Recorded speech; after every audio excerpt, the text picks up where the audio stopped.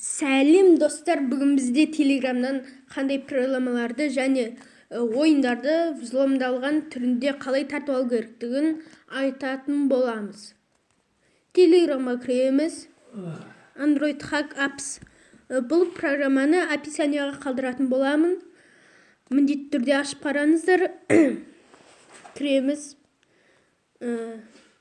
Бұл жерден көптеген программаларды, ойындарды тартып алуға болады. Әрине взломдалған түрлерінде. Рекламалар жоқ. Русский язык бар болады. Power Director. Мысалға осыны айта өтелік. Видео жасайтын программа. Көптеген акциялар бар. Қызықты да жасайтын эффектілері бар болады. Бұда тириктері бар, жанрлар бар, интернет пакеттері жоғалған, рекламалар жоқ. Ауға сақтайтын дисктер қолданылады.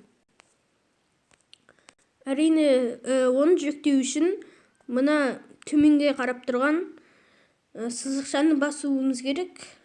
Үйлеріңізде Wi-Fi болсын, осын тартып алуға болады. Көптеген премиум версиялар бар, түрлі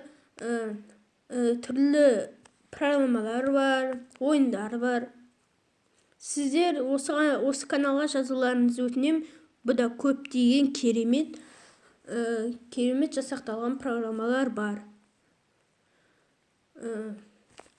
Каналға жазылыңыздар, лайк басыңыздар.